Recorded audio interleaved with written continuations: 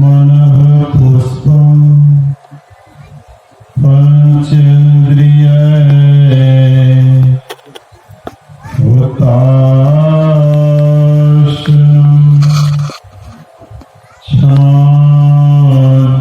जपसमाधिश्च नमः देव निरञ्जन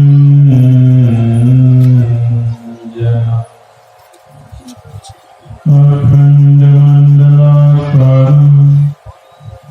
व्यापकं येन चराचरं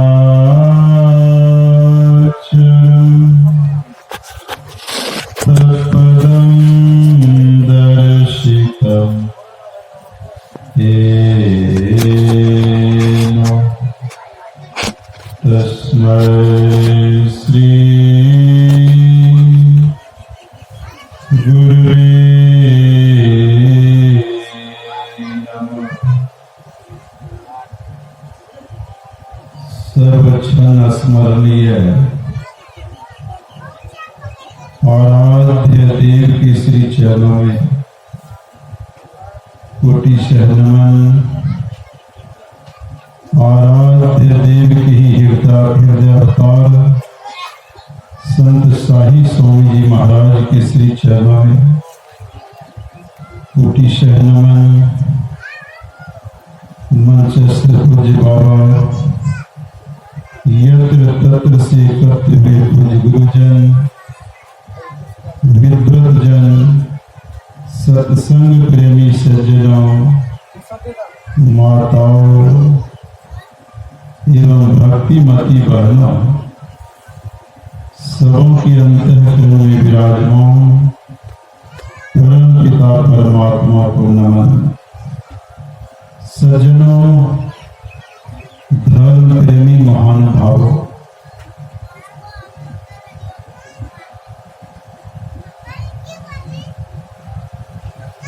महाभारत में वन पर्व में यक्ष दृष्टि वार्ता है।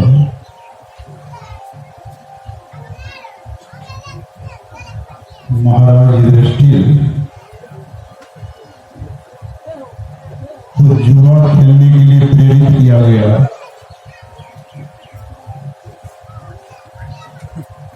और शकुनी मामा के छल कपट युक्त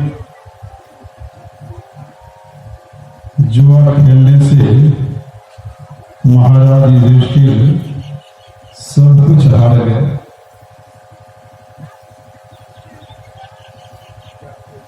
12 वर्षों तक वनवास और 1 वर्ष का अज्ञातवास जंगल में समय बिताने लगे। एक दिन जंगल के रास्ते से जा रहे थे, प्यास लग गई।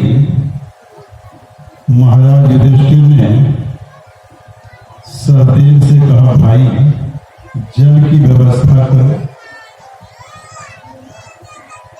ऊपर वृक्ष पर चढ़कर देखा एक जगह एक जलाशय। सहदेव चला गया जलाशय में जल लाने के लिए।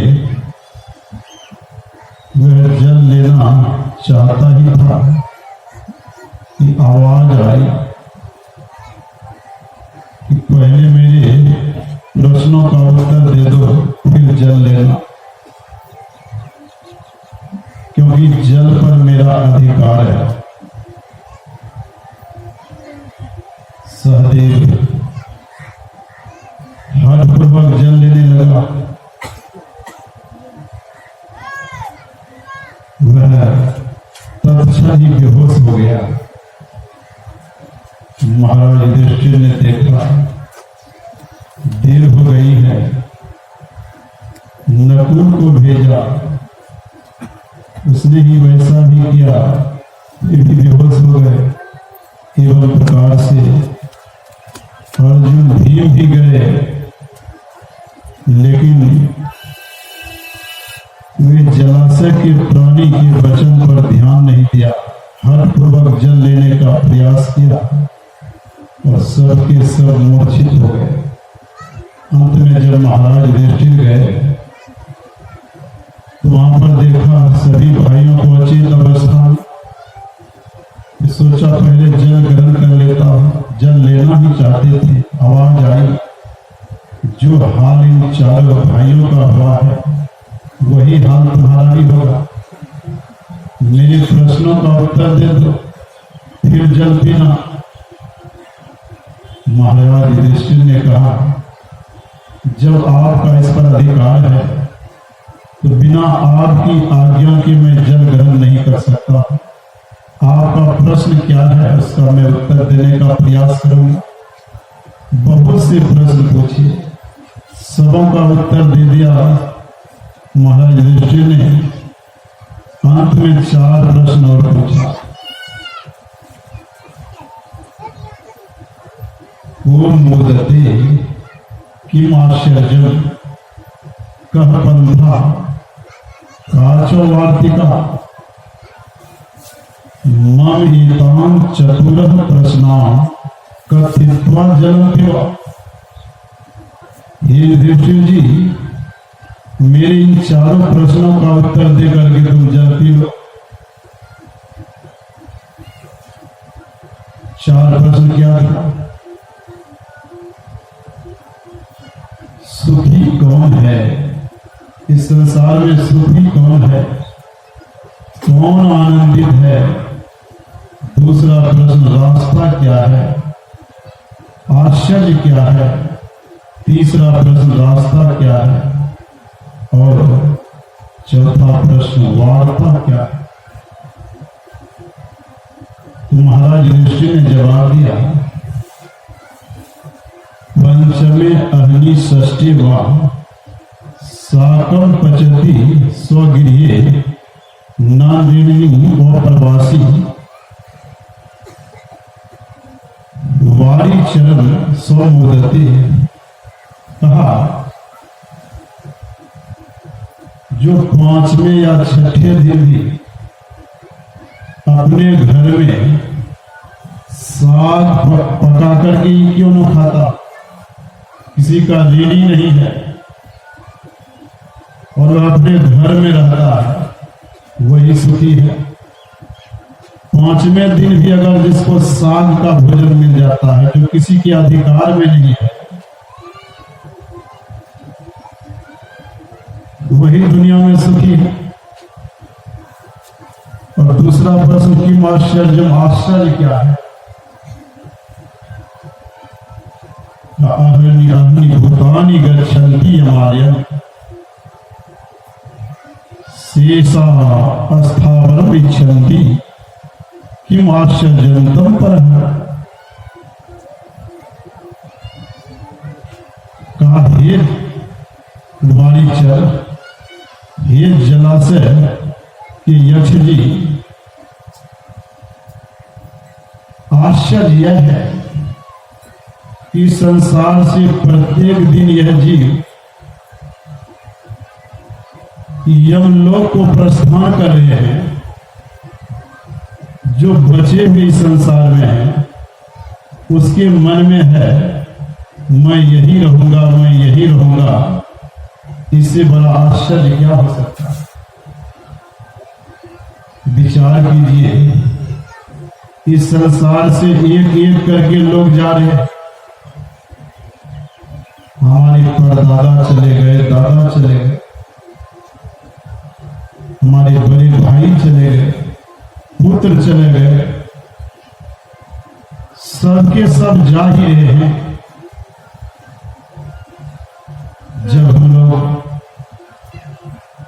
किसी को जलाने के लिए श्मशान भर जाते हैं, उस समय वैराग उत्पन्न हो जाता है कि एक दिन मुझे भी कोई इसी तरह जलाएगा।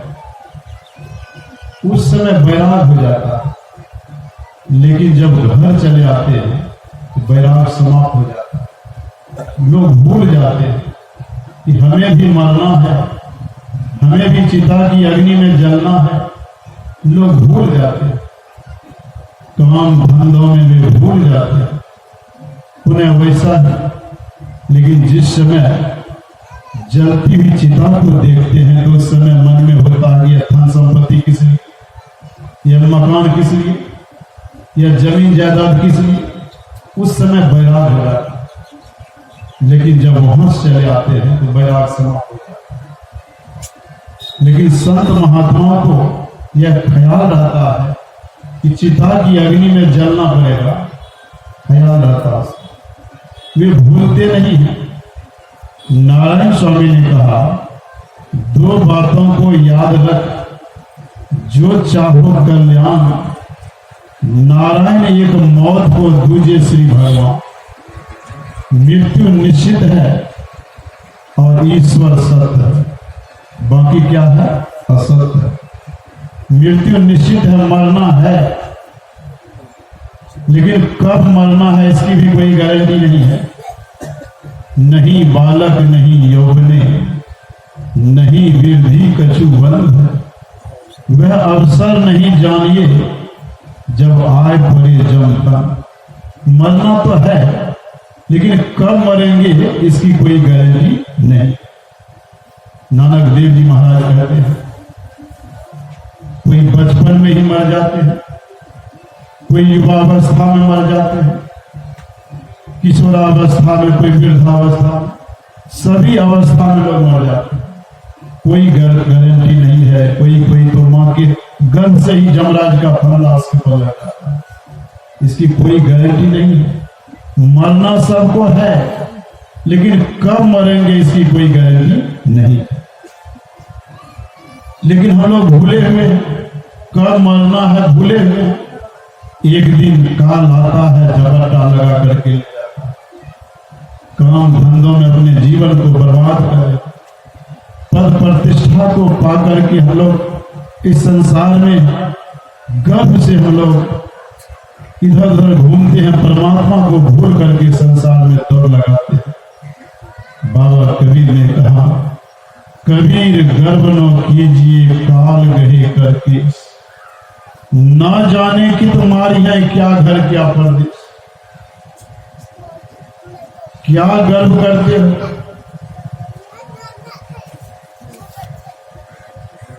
यह काल हर जगह जाल बिछाया हुआ है, कब काल झपट्टा लगा देगा इसका कोई ठिकाना नहीं। आप चाहे घर में रहो चाहे परदेश में, कहीं भी काल झपट्टा लगा देगा, क्योंकि यह संसार ही काल का साम्राज्य। यह संसार क्या है, काल का साम्राज्य। यह करमंडल क्या है, काल का साम्राज्य। यह अंधकार मंडल काल का साम्राज्य, जम का देश है। एक तो अंधेरी कोठरी था में दिया न बाती, बहिया पकड़ जम ले चले कोई संग साथी।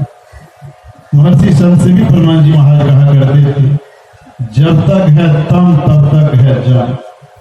जब तक अंधकार है अपने अंदर में, तब तक जमराज के मुंह में जाएंगे, जमराज लेकर के जाए, जमराज का बकरा बन करके रहेंगे, खाए खुराका पहन पोशाका, जम का बकरा पलता है, जम बर जाती तोरे छाती, इससे क्यों नहीं डरता। अंधकार मंडल में जब तक रहेंगे तब तक जमराज के जम बंधन में बंद करके जाना पड़ेगा, काल के मुख में जाना पड़ेगा। जब अंधकार मंडल से ऊपर उठ जाएंगे तो काल का काल नहीं करेगा। अंधकार मंडल से ऊपर उठ जाने पर यह कर्म का लेप नहीं लगेगा।